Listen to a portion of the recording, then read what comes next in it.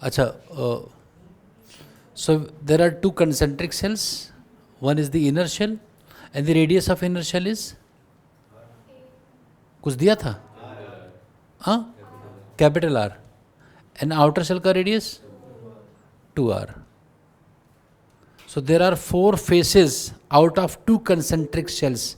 2 खोखले गोले से 4 सतह होती हैं, 4 फेसेस होती हैं. हाँ, कौन कौन सी? इनर शेल का इनर सरफेस, इनर शेल का आउटर सरफेस, आउटर शेल का इनर सरफेस, आउटर शेल का outer surface. So there are 4, क्या बताओ? There are 4 faces and you need to find charge. तो मैंने क्या बोला था तुम्हें इनिशियली? इसके ऊपर चार्ज 2q है और इसके ऊपर q चार्ज है. ठीक है, तो पहले क्या काम करना है कि जिसको अर्थ किया गया, इनर शेल को मैंने अर्थ किया है. इधर देखो अश्विका, तो जो इनर शेल पर चार्ज था उसको हटा दो और उसकी जगह मान लो x हो गया. कितना हो गया ये x? हमें पता ही नहीं, वही तो निकालना है. तो जो अर्थ सरफेस हो उसके ऊपर चार्ज कितना मान लो x है.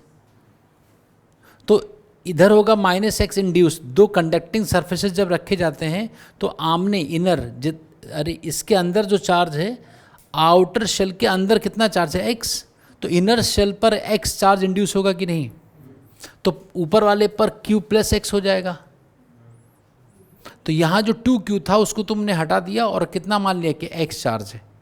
अब तुम यहाँ पर पोटेंशियल, मान लो ये सरफेस है a, ये पॉइंट है a, तो यहाँ पर पोटेंशियल का एक्सप्रेशन लिखो और 0 कर दो. तो a पर पोटेंशियल, एक तो इनर शेल का अपना पोटेंशियल होगा. तो क्या होता है पोटेंशियल किसी शेल के सरफेस पर?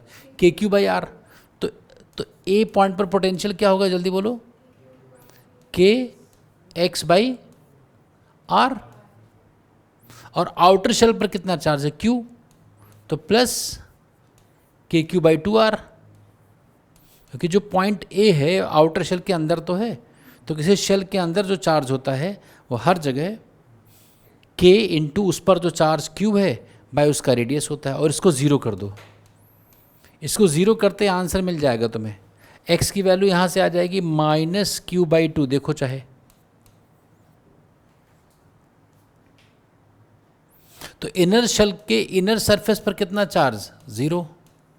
और इनर शेल के आउटर सरफेस पर कितना चार्ज? -q/2. 0 कैसे आया था संभव? और थर्ड सरफेस पर कितना चार्ज? इसका माइनस, इसका माइनस मतलब कितना? q/2. और फोर्थ सरफेस पर कितना चार्ज? हाँ, q प्लस एक्स कितना होगा? q minus q/2, q plus minus q/2. Outer shell पर q चार्ज था टोटल, तो q आना चाहिए. आउटर शेल के दोनों सरफेसेस का सम q आना चाहिए. q आ रहा है. ये चारों फेसेस पर होंगे. आप जान पाए?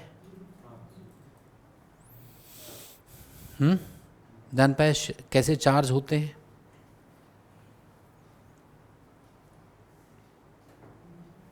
बोलो.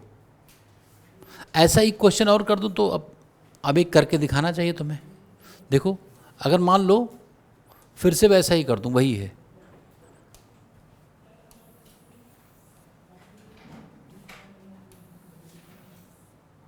ऊपर कितना चार्ज था? कितना था? Q. और अंदर 2Q.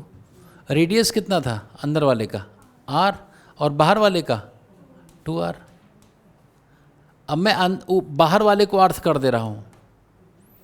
अर्थ करने के बाद बताओ चार्ज क्या होगा. ये अर्थ करने के पहले है चार्ज, अभी स्विच ऑन नहीं किया मैंने. एक स्विच यहाँ लगी हुई है.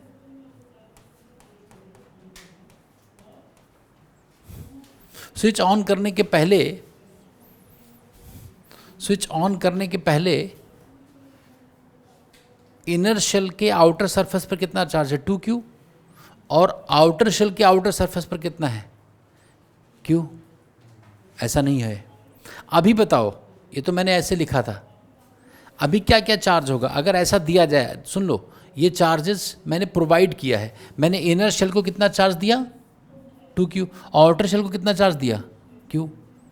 तो अभी कितना कितना चार्ज होगा हर जगह बताओ, अभी कितना चार्ज होगा? देखो यहाँ तो 0 होगा, अभी कोई अर्थिंग नहीं है। यहाँ पर -2q होगा। अरे इनर शेल फेसिंग सरफेसेस पर हमेशा इक्वल एंड अपोजिट चार्ज होता है। और ऊपर कितना होगा? किसी भी शेल के अंदर अगर कोई चार्ज है तो उसके इनर सरफेस पर उतना ही नेगेटिव चार्ज इंड्यूस होता है। तो बड़े वाले स्फीयर के अंदर कितना चार्ज है? बड़े वाले स्फीयर के अंदर कितना चार्ज है? 2q। तो बड़े वाले स्फीयर के इनर सरफेस पर कितना चार्ज इंड्यूस होगा? -2q। और बड़े वाले के आउटर सरफेस पर +2q। अरे यार ये तो बताया है अभी। तो कुल मिलाकर अब चार्ज कितना है आउटर सरफेस के आउटर शेल पर? 3q। और आउटर शेल के इनर सरफेस पर कितना है? तो कुल मिलाकर आउटर शेल पर कितना चार्ज है? क्यू ही तो रहना था, इधर उधर को डिस्ट्रीब्यूट हुए हैं। ठीक है, ये तो अर्थिंग के पहले है, before earthing. Now switch S is closed.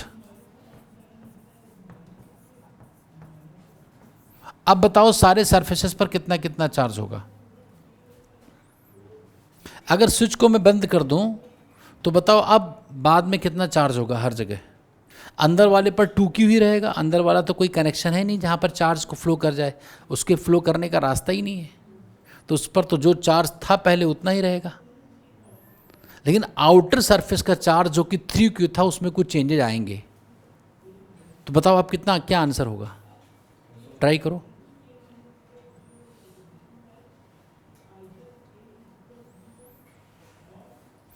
Step समझ लो क्या करना है।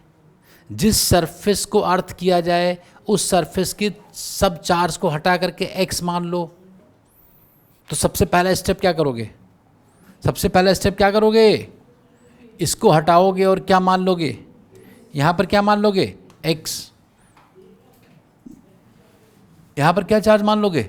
x। अब ये ऑन करने के बाद अब यहाँ पर कोई पॉइंट ले लो और उसका पोटेंशियल लिखो। किसी सरफेस, किसी स्फीयर के सरफेस पर पोटेंशियल निकालने का फॉर्मूला बताओ श्लोक। किसी भी स्फेरिकल शेल के सरफेस पर पोटेंशियल निकालने का फॉर्मूला।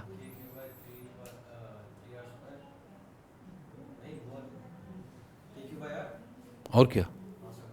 3 कहाँ से आ गया था? नहीं वो तीसरा था। और बताओ टोटल कितना होगा? ए पर पोटेंशियल क्या होगा? ए पर जो पोटेंशियल है, ए पर पोटेंशियल का कारण क्या क्या है संभवी? ए पर जो पोटेंशियल मैं लिखने जा रहा हूँ उसका रीजन्स, उसके कौन कौन से सोर्स चार्ज हैं, कहाँ कहाँ चार्जेस हैं, उसके पोटेंशियल का कारण कौन कौन सा चार्ज है। एक तो अपने तो इस शेल पर कितना चार्ज है? आउटर शेल पर टोटल कितना चार्ज है? x - 2q। तो इसको अपना पोटेंशियल होगा k x - 2q by 2r। और एक a पॉइंट इनर सरफेस से कितना दूर है? इससे कितना दूर है? हाँ 2r। तो एक तो किसी भी शेल के बाहर कितना पोटेंशियल होता है? उस पर जो चार्ज है डिवाइड बाय उसका डिस्टेंस। इसको 0 कर दो तो यहां से 0 करने पर x 0 आ जाएगा। देखो करके देखो।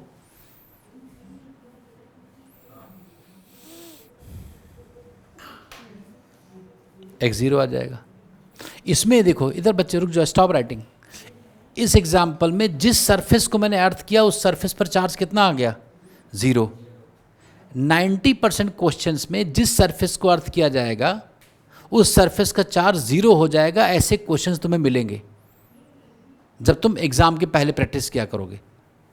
लेकिन इसी को बच्चे सच मान लेते हैं कि जिस सरफेस को अर्थ किया जाए उस पर चार्ज 0 मान लेते हैं, और यही उनकी ज़िंदगी सबसे बड़ी गलत फहमी होती है। पोटेंशियल 0 होता है, उस पोटेंशियल को 0 करने में चार्ज भले ही 0 हो जाए, लेकिन क्या 0 होना सर्टेन है? चार्ज 0 होना सर्टेनिटी है कि पोटेंशियल 0 होना? पोटेंशियल ज़ीरो होना। इस केस में देखो, इस इनर सरफेस को मैंने अर्थ किया था, तो इनर सरफेस पर चार्ज ज़ीरो नहीं हुआ था, एक्स आया था कितना, -q/2। So what is going to be a deciding factor when a surface is earthed? What will control the phenomena? Potential will be zero. Charge may or may not be zero. जैसे यहाँ पर charge zero हो गया, यहाँ नहीं हुआ था। तो अब बताओ यहाँ पर कितना चार्ज है, इनर सरफेस पर ज़ीरो, यहाँ पर कितना 2q, यहाँ पर कितना -2q, और आउटर सरफेस पर कितना ज़ीरो। लिख लो, इनर सरफेस पर 1 पर कितना 0, सेकेंड सरफेस पर जल्दी बोलो 2q, थर्ड सरफेस पर -2q, फोर्थ सरफेस पर 0। So these are 2 cases. सारे क्वेश्चंस इसी कंसेप्ट पर बनते हैं। आप जब भी आपको डिफ़िकल्टी हो अर्थिंग के, ये आप टॉपिक्स देख भी सकते हो, वीडियोस अवेलेबल होंगे, और देख भी लो और लिख भी लो।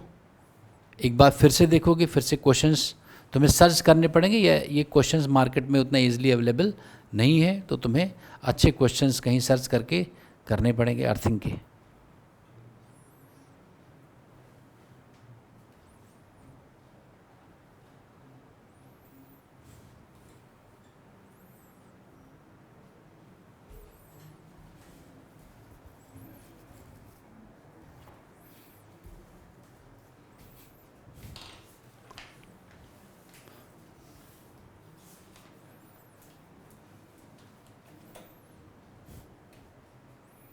जल्दी लिखो बच्चे,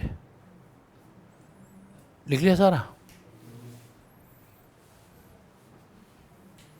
अब हम धीरे धीरे ग्रेजुअली, ये चैप्टर कंप्लीट हो गया, gradually we will move to the next chapter, that is capacitor. अभी वो शुरू ही हो जाए, इसी में शुरू हो जाता है, वो अलग से कोई चैप्टर नहीं है, वो कंडक्टर्स ही है।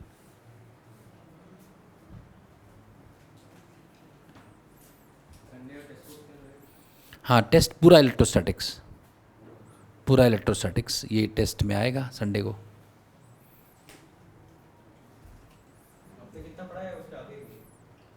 हाँ, अभी तक जो आज तक यहीं तक अर्थिंग तक।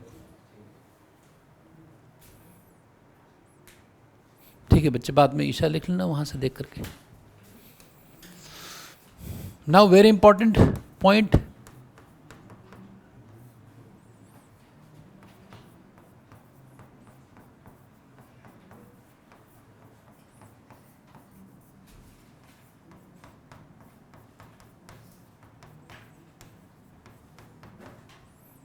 distribution of charge.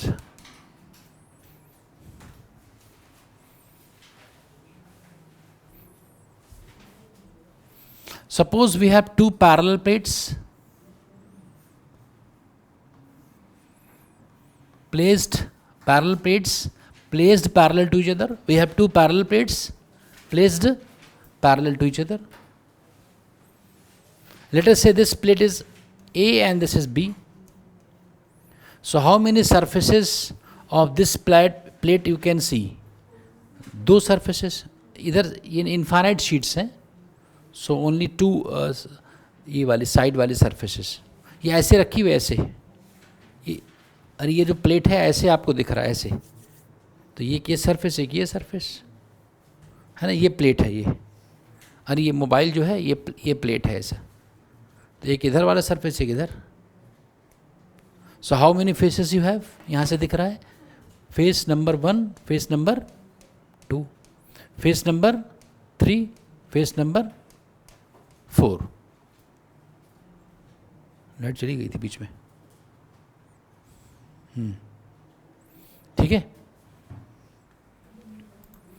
So these are the faces, ठीक है।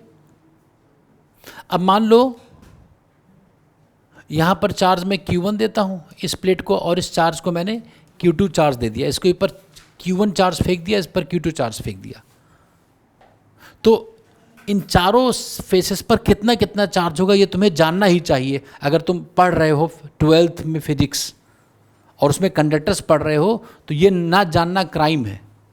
You can be booked under certain rules of IPC. ये जानना ही पड़ेगा. तो जानने के लिए कोई बताएगा तुम्हें, या तो पढ़ो अपने आप. तो अपने आप पढ़ना तो मतलब सिलेबस में नहीं है, तो कोई बताए तो भी जान जाए तो बहुत बड़ी बात है.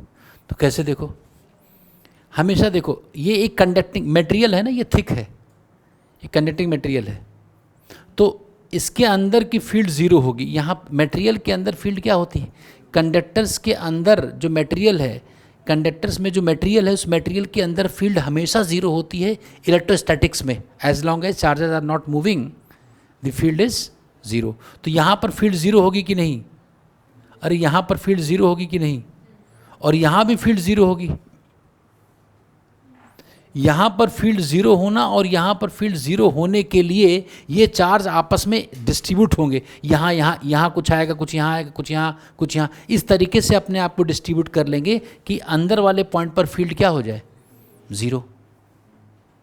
ठीक. तो हमारे पास कंसेप्ट क्या है? सिर्फ चार्ज के डिस्ट्रीब्यूशन को निकालने का हमारे पास सिर्फ एक ही कंसेप्ट है. हमारे पास कंसेप्ट ये है कि मान लो ये पॉइंट में A कह दूँ और ये पॉइंट में B कह दूँ. प्लेट को नहीं लिखता हूँ यहाँ से, ठीक है. तो कंसेप्ट ये है कि A जो पॉइंट है वो मटेरियल के अंदर है कि नहीं, तो वहाँ पर फील्ड क्या होगी, और B पॉइंट पर भी फील्ड क्या होगी. इसी को जानता हूँ मैं. बस इतने जानने से मैं डिस्ट्रीब्यूशन निकाल दूंगा.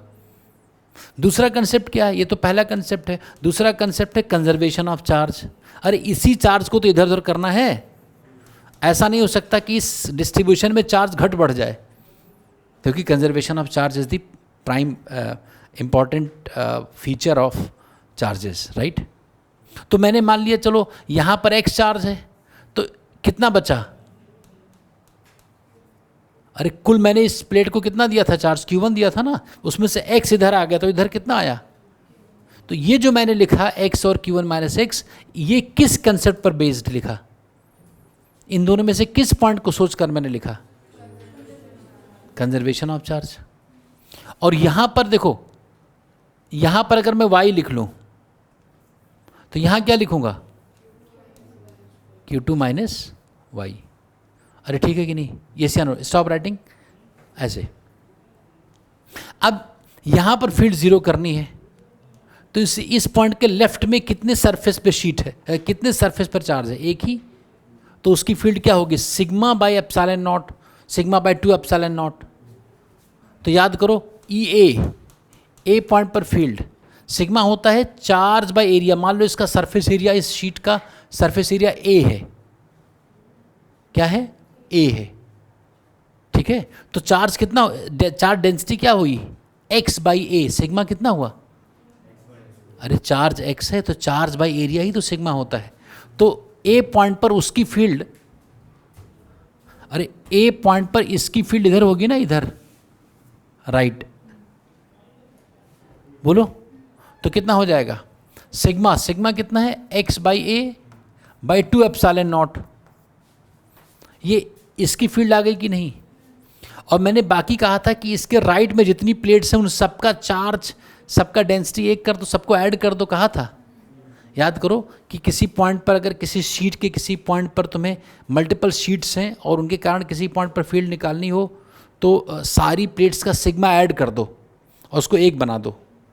तो इसका सिग्मा कितना है? Q1 minus x by a, Q2 minus y by a plus y by a. तो कुल मिलाकर कितना होगा? अगर इन तीनों को मैं ऐड कर दूं चार्ज को, तो कितना आएगा? Q1 plus Q2 minus x.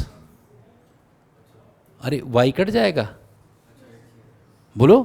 और जब उसकी फील्ड राइट है तो इसकी फील्ड लेफ्ट होनी चाहिए, तभी तो कैंसिल आउट होकर जीरो होगी. तो माइनस कितना चार्ज आया था? Q1 plus Q2 minus by is equal to zero. हुआ कि नहीं? एक इक्वेशन मिल गई. नहीं समझे बात? और ये तो सिंपल बात है ना. तो इससे हम अगर, अच्छा एरिया भी है बाई ए ना, तो ये सब कट गया. क्या बचा? x minus Q1 minus Q2 plus x is equal to 0। अरे जल्दी बोलो बच्चे, तो क्या आ गया 2x Q1 प्लस, तो x कितना आ गया?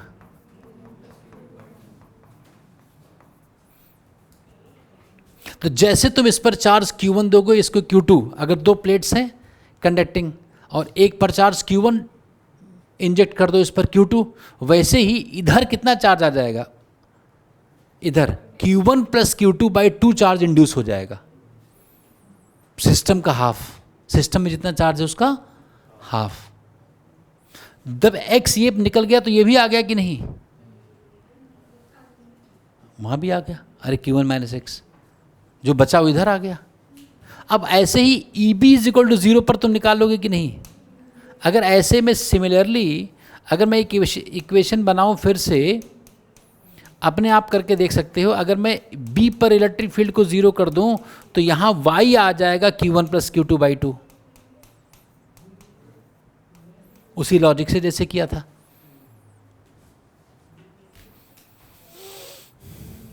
बोलो, अभी लिखना नहीं, ये बात समझे?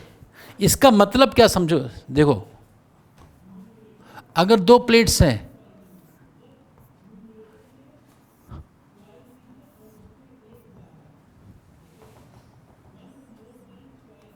अगर दो प्लेट्स हो तो 4 फेसेस हुए ना दो प्लेट्स के।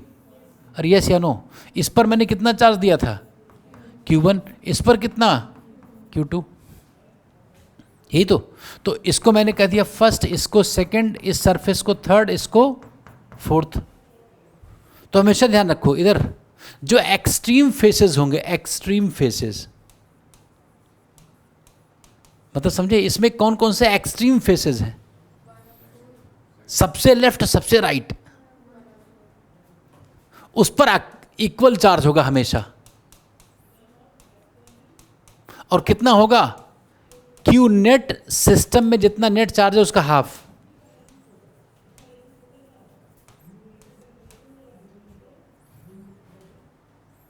ये तो याद करने वाली बात हो। ये आया कैसे? यहां से। ये तो प्रूव कर दिया कैसे होगा, बोलो। और बाकी जब यहां तुम निकालोगे तो ये तो निकाल ही लोगे जितना बचा। और तुम ये देखोगे कि Q2 और Q3 हमेशा आपस में इक्वल एंड अपोजिट होंगे। Facing surfaces are always have equal and opposite charge. अगर दो कंडक्टर्स के सरफेसेस फेस कर रहे हैं तो facing faces have always equal and opposite charges on each other, on each. मेरी बात समझे? तो अब बताओ यहां पर कितना चार्ज आया बच्चे, बताओ यहां पर कितना चार्ज आया? Q1 plus Q2 by 2। यहां पर घटाओ, इसमें से Q1 में से ये घटाओ तो आ जाएगा Q1 माइनस Q2 बाई 2। इन दोनों को ऐड कर देखो Q1 आ रहा है कि नहीं? इन दोनों को ऐड करके देखो, ये आ जाएगा Q1। तो इसका सामने इसका अपोजिट यहां पर कितना? इसमें माइनस साइन लगा दो, Q2 माइनस, और यहां पर तो बताया ही था Q1 प्लस। यहां पर इन दोनों को ऐड करके देखो Q2 आना चाहिए। ऐसे तुम्हें डिस्ट्रीब्यूट करना होता है चार्ज। और ये क्या है? Parallel plate capacitor. ये क्या बना हुआ है? Parallel plates, and they have charge, they have capacity to hold charge. So system of parallel plates and having a capacity to hold charge is called as parallel plate capacitor. It has a capacity to hold charge. But charge कैसे कैसे रखेंगे ये important है। मतलब पहला ही point जानना बहुत जरूरी। कैपेसिटर्स पढ़ा तो सबसे पहले जानो कि चार्ज डिस्ट्रीब्यूट कैसे होते हैं। और ये अब यहां से वहां तक लिख सकते हो तुम लोग, हैं? यहां तक लिख लो ये प्रॉपर। अरे एक बार आस्तिक तुम इधर बैठो, इससे ऑफ कर देना पीछे।